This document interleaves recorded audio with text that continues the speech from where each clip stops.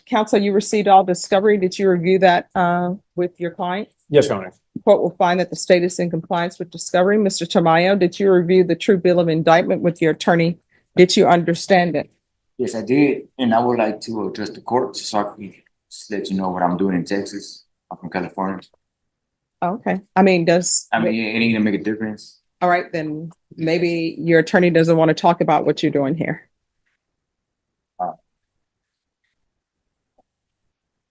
All right, counsel, do you waive the reading of the indictment? Yes, Your Honor. State, are you proceeding on the indictment as presented? Proceeding on count 2 waiting. Any objection? No objection, Your Honor. All right, did you review the document entitled Court Admonishments and Defendant's Waivers with your attorney? Did you understand it? Yes, ma'am. Did you cite it in all the appropriate places? Yes, ma'am. Do you understand your charge of possession of a controlled substance, penalty group 1B, 4 grams to 200 grams? That's a second-degree felony. Range of punishment is anywhere from 2 to 20 years in prison and up to a $10,000 fine. Did you understand? Yes, ma'am. If you have a plea bargain agreement with the state, the court does not have to follow your plea. If for any reason the court does not follow your plea and gives you more than you bargained for, the fact that you entered a plea will not be used against you and you will be allowed to withdraw your plea. Did you understand? Yes. Today, we're stepping inside a courtroom clash that spirals quickly out of control.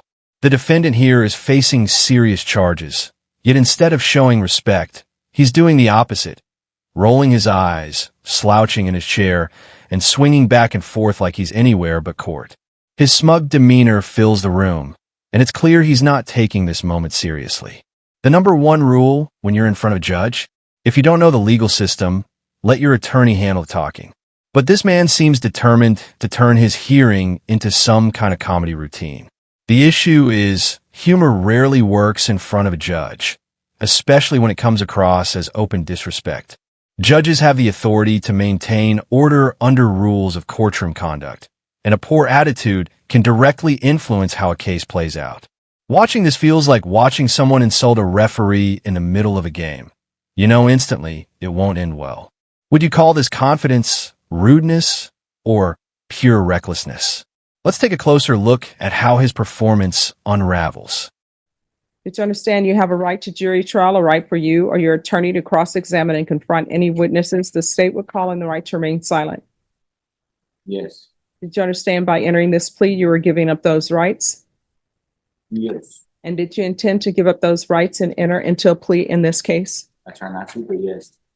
Well, I mean, it's either you did or you did not. If you want a jury trial, we can set you for jury trial. No, I just give up the rights. All right. Right? Counsel, has your client been able to provide you with any defenses? Yes, Your Honor. Do you believe he has a rational as well as a factual understanding of the charges against him? Yes, Your Honor. Do you believe he's currently competent and was legally sane at the time of the offense? Yes, Your Honor.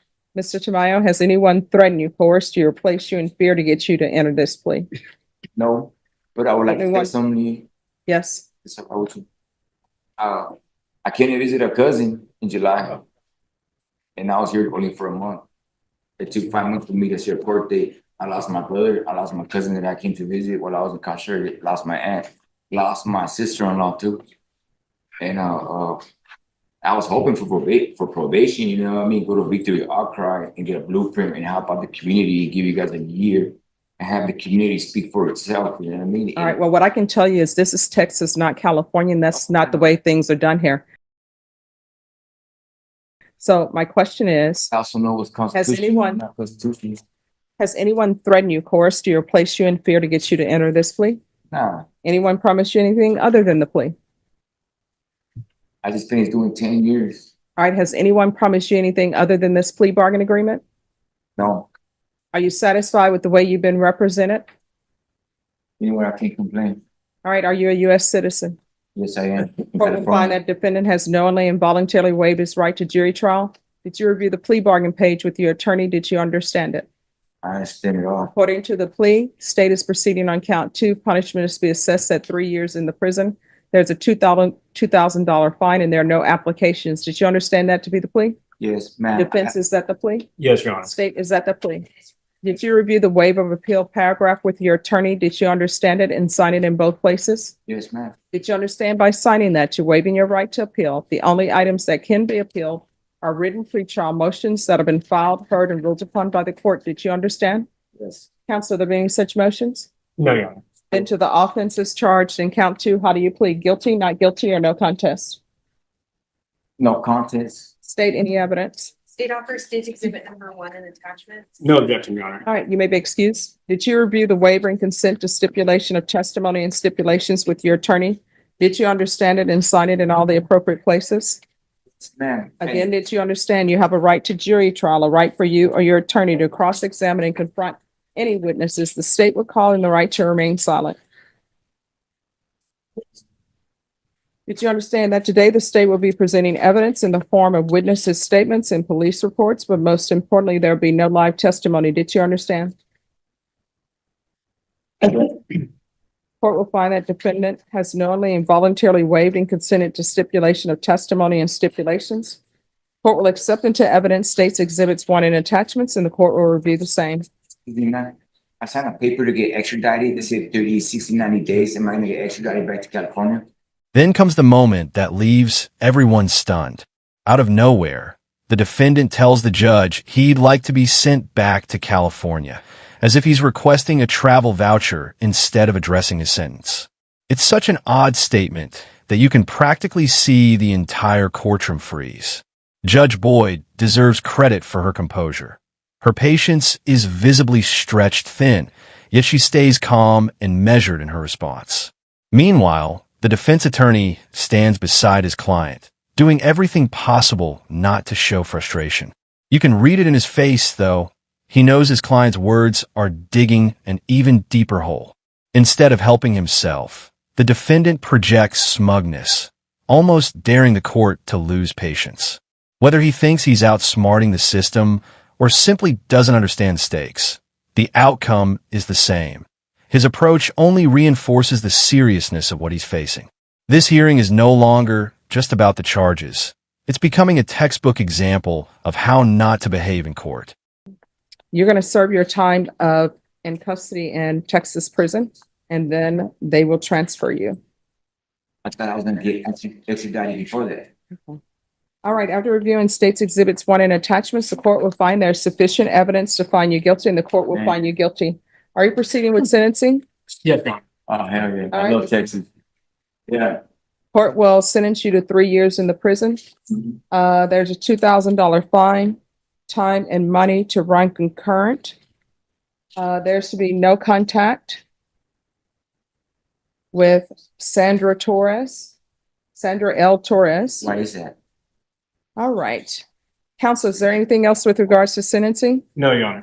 All right, did you review the trial court certification of defendant's rights? And I'm sorry, also no contact with Julian Rodriguez I don't even know that dude. I met him that day. and Christy Brown. Did you review the document entitled Trial Court Certification of Defendant's Rights to Appeal with your attorney? Did you understand it and sign it?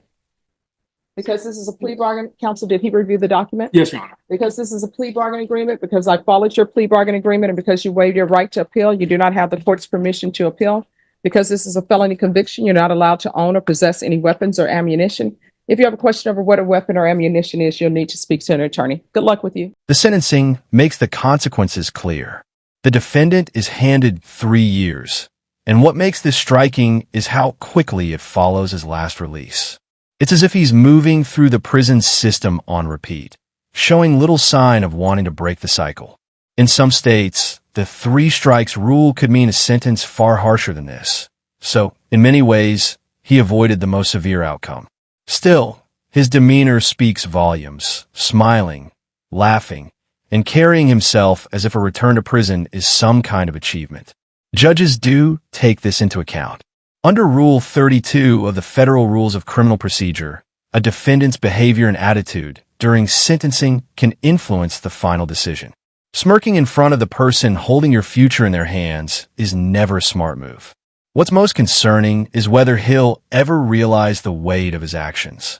For now, it feels like he's brushing off reality, even as the consequences catch up with him again.